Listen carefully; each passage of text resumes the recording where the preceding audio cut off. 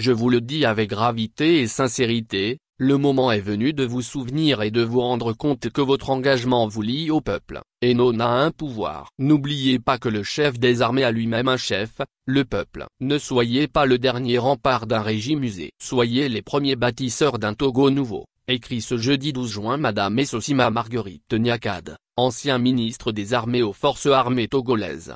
Elle suit de près la situation politique et sociale délétère que traverse le pays depuis que Faure Gnassingbé a décidé de s'accorder un pouvoir à vie par une constitution taillée sur mesure.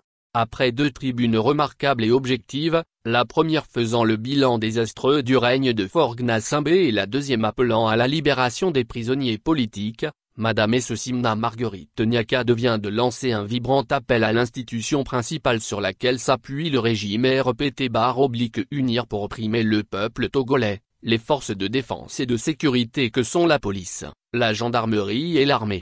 Il est temps d'écouter votre conscience, d'écouter votre cœur, il est temps que vous preniez vos responsabilités, s'adresse-t-elle aux hommes en uniforme avant de rappeler le sens et l'essence du devoir qui est le leur. Chaque militaire, chaque gendarme, chaque policier, sait, au fond de lui que le bon militaire donne tout, il se sacrifie pour que vive la multitude, et non l'inverse. Le rôle des forces de défense et de sécurité n'est donc pas au Togo de tirer sur son propre peuple, son rôle est de défendre, de le protéger, de le servir, de mourir pour lui s'il le faut, mais jamais de le trahir ou de l'asservir.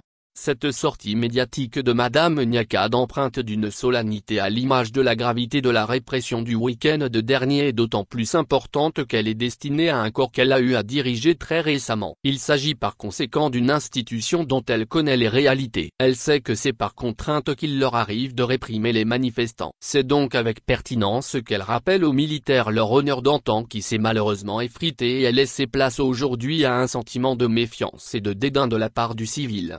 L'admiration du civil aux militaires a disparu et le lien sacré entre l'armée et son peuple a été sacrifié sur l'autel de la répression, de l'instrumentalisation politique et du reniement des valeurs républicaines au profit de la satisfaction des désirs et des errances d'une seule personne.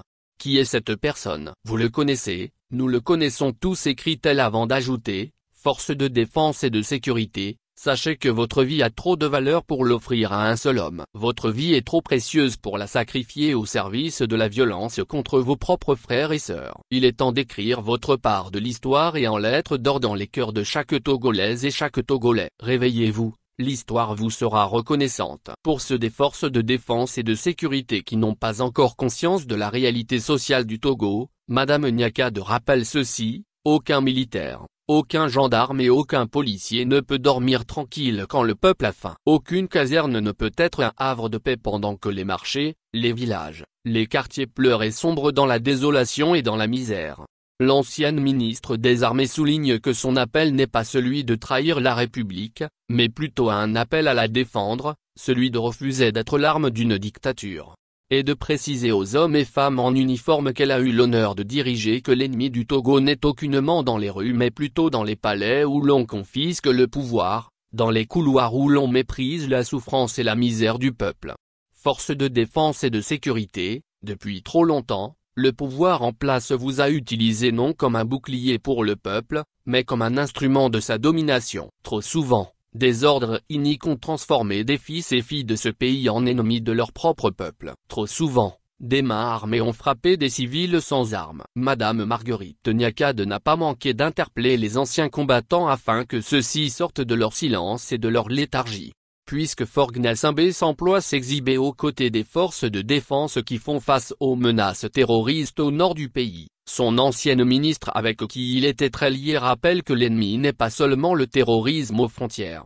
L'ennemi, c'est la misère dans nos maisons et dans les rues. C'est l'indifférence des dirigeants qui ronge notre humanité. C'est l'injustice qui humilie notre peuple. C'est la faim qui tue lentement, sans bruit et sous nos yeux, nos concitoyens, écrit-elle. Elle rappelle justement aux forces de défense et de sécurité que dans ce combat-là, elles sont indispensables. Pour conclure ses propos aux hommes et femmes en uniforme, Madame Marguerite Niakad leur adresse cet appel à un sursaut de fierté et de patriotisme. Le Togo ne se relèvera pas sans ses forces de défense et de sécurité. Mais les forces de défense et de sécurité ne pourront se relever que si elles se tiennent fermement du côté du peuple.